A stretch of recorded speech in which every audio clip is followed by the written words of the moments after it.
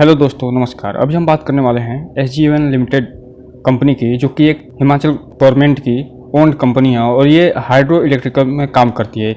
इससे संबंधित दो बहुत बड़ी खबर निकल के आई है, जो ये दिखा सकती है कि कल इसमें अपर सर्किट में बात हो जाए, क्योंकि इतनी बड़ी खबर निकल के आई है जिसके बारे में हम अभी चर्चा करेंगे और हम बताएंगे कि इसके बारे में क्या क्या बहुत बड़ी खबर निकल के आई है। उससे पहले थोड़ा चार्ट पैटर्न को देख लेते हैं। तो जब ये पिछले शुक्रवार को मार्केट बंद हुआ था तो उस समय ये 50 रुपये के आसपास ट्रेड कर रहा था, निगेटिव में रिटर्न देके 0.2%। अगर 5 दिन के चार्ट पैटर्न की बात करें तो इसने लगभग 9% का रिटर्न दिया है अपने शेयर होल्डरों को। एक महीने में इसने 20% का रिटर्न निकाल के दिया है। 6 महीने में इसने लगभग 47% का रिटर्न निकाल के दे दिया है अपने शेयर होल्डरों को। वहीं अगर ये टेल्ड की बात किया जाए तो इसने लगभग 43% का रिटर्न अपने शेयर होल्डरों को निकाल के दिया है। मैक्सिमम चार्ट पैटर्न की बात करें तो चूंकि ये कंपनी 2010 में ये कंपनी रजिस्टर्ड हो गई थी, उसके बाद से 2010 के बाद से अर्थात 13 सालों में इसने लगभग 103% रिटर्न निकाल के दिया है।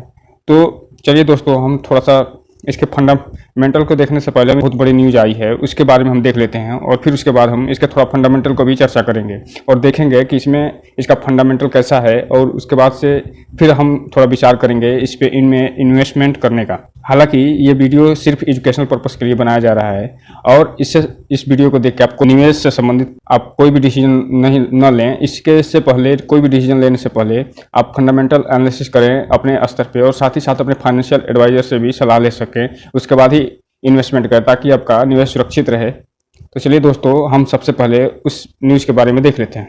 दोस्तों, इसमें देख रहे हैं कि 22 तारीख को ही, यानी कल, पिछले दिनों दो इसमें न्यूज़, बहुत बड़ी न्यूज़ आई है। इसमें पहले न्यूज़ के बारे में अगर हम बात करें तो वो है, आप यहाँ पे देख सकते हैं कि ये जो 22 जुलाई को ये न्यूज़ आई है, इस न्यूज़ में बताया गया है कि ये जो पंजाब गवर्नमेंट है, ये जो कंपनी थ्रू जो wholly owned subsidiary SGVN green energy limited has received, इसकी जो एक सब्सिडरी है वो है ग्रीन एनर्जी लिमिटेड, उसने एक बहुत बड़ा ऑर्डर जो है अचीव किया है, वो भी पंजाब स्टेट पावर कॉरपोरेशन के थ्रू। वो जो इसने अप्रूव किया है वो 21 जुलाई 2023 को इसने अचीव किया है।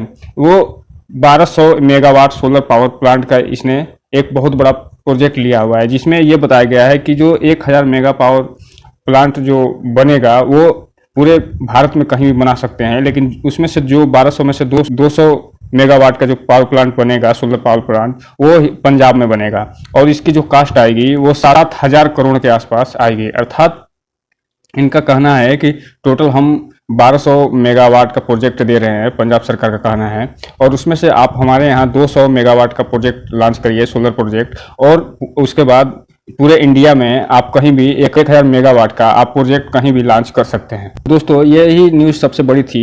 अब आप कल इसको देखेंगे कि हो सकता है इसी आधार पे इसमें हो सकता है अपर सर्किट लग जाए, या फिर अच्छी खासी तेज़ी दिखाते हुए 5% या 10% या 15%, तो जितना भागना हो तो कल तो समय बताएगा, लेकिन चांसेस ज़्यादा है कि इसमें कल अच्छी खासी तेज़ी दिखाई दे। अब हम चलते हैं दूसरे जो न्यूज़ है उसको भी देख लेते हैं कि जो दूसरी न्यूज़ निकल के आई है वो ये आई है कि board of director of company is meeting to held today approve the acquisition of equity share in cross border power transmission company limited. अर्थात एक कंपनी है cross border power transmission limited, उसमें इसने उसे एक्वायर करने के लिए इसके जो बोर्ड ऑफ डायरेक्टर हैं उन्होंने अप्रूव कर दिया। अर्थात ये कंपनी यानी SGVN, ये कंपनी जो है वो CPTC को ये एक्वायर अब कर लेगी कुछ दिन में। अगर हम क्रॉस बॉर्डर पावर ट्रांसमिशन जो कंपनी, उसका टर्नओवर की बात करें तो इसका फाइनेंशियल ईयर का टर्नओवर रहा है 31/3/2023। अर्थात पिछले क्वार्टर में जो इसका टर्नओवर रहा है वो 741 लाख का, यानी लगभग 7.5 करोड़ के आसपास इसका टर्नओवर रहा है।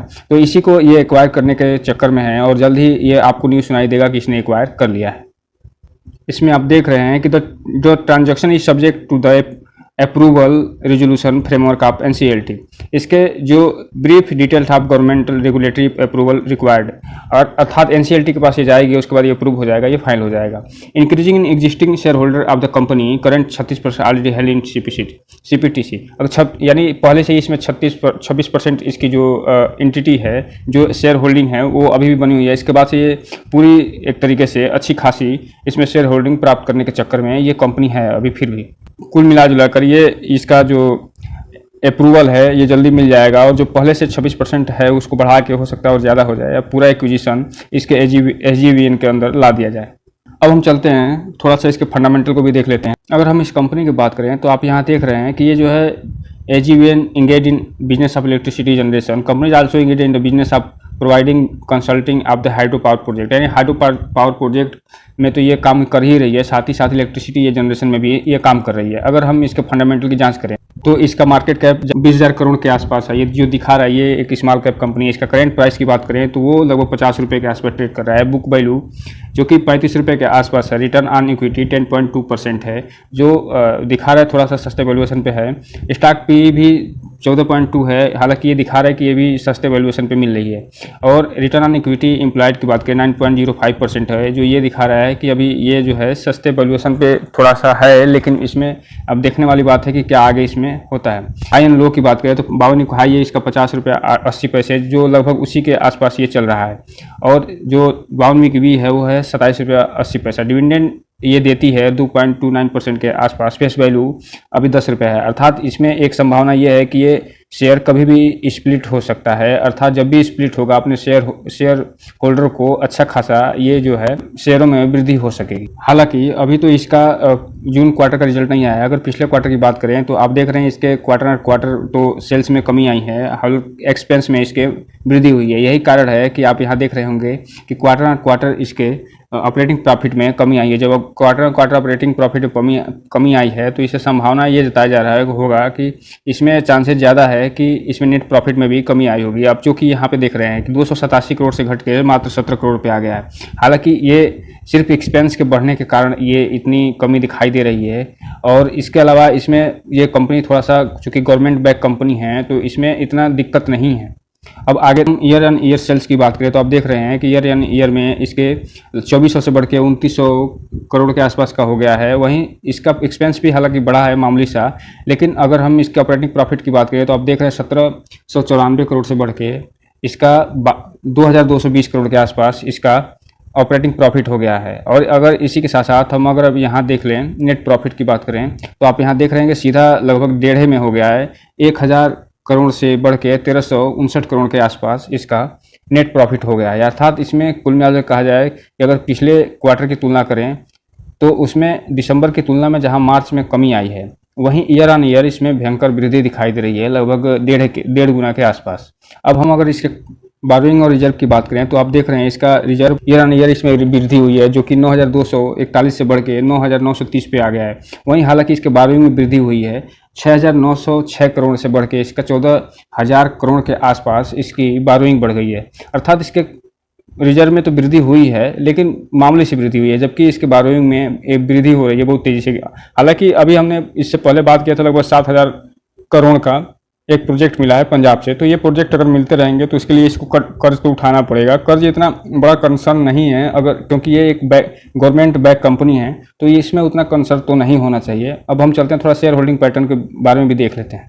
तो दोस्तों ये आप देख रहे हैं कि ये प्रोमोटर के पास लगभग 87% के आसपास शेयर उनके पास पड़ा हुआ है, और वहीं FIIs के पास लगभग 1.4% के आसपास है, जो पिछले क्वार्टर की तुलना में गिरावट आई है। और प्रोमोटर के पास तो उतना ही पड़ा हुआ है। वहीं DII ने इसमें पिछले क्वार्टर की तुलना में 4% से बढ़ा के 4.32% कर दिया है। इसके अलावा पब्लिक ने भी इसमें थोड़ा हल्का फुल्का वृद्धि की है, और पब्लिक के पास इसमें मात्र 7.41% ही शेयर होल्डिंग पैटर्न है, जो कि बढ़ के जून 2023 में 7.50 पे आ गया है। और अगर हम प्रोमोटर के बारे में थोड़ा सा यहाँ आपको दिखा दें तो आप यहाँ देखिए कि प्रोमोटर जो है वो कौन है। प्रेसिडेंट ऑफ इंडिया के पास जो शेयर है वो है लगभग 60%। इसके बाद गवर्नमेंट ऑफ हिमाचल, जो कि हम आपको पहले ही बता चुके हैं कि इसमें हिमाचल गवर्नमेंट बैक कंपनी है ये, उसके पास इसमें शेयर होल्डिंग जो पैटर्न है वो है 27%। और तो आप यहाँ देख रहे हैं कि एक तरफ जहाँ यहाँ प्रेसिडेंट ऑफ इंडिया लगभग 60% धारण किए हुए हैं, यानी सेंट्रल गवर्नमेंट के पास लगभग 60% इसका टोटल होल्डिंग पैटर्न है। वहीं 30% के आसपास हिमाचल प्रदेश जो गवर्नमेंट है उसका शेयर होल्डिंग पैटर्न है।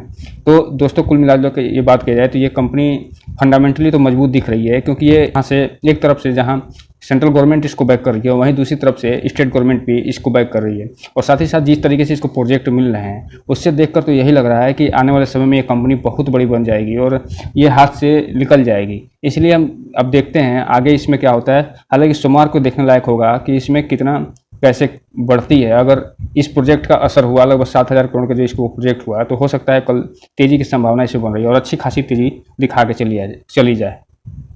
दोस्तों ये रहा आज का वीडियो और इससे संबंधित फंडामेंटल और न्यूज़ दोनों एक साथ हमने बता दिया।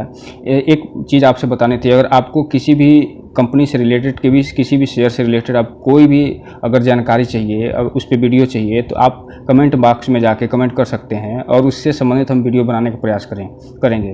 तो दोस्तों इस चैनल को लाइक करें, सब्सक्राइब करें और घंटा दबाना तो बिल्कुल ना भूलें, ताकि जो नए वीडियो होते हैं उसकी अपडेट आपको समय से पहले मिल सके। तो जय हिंद दोस्तों।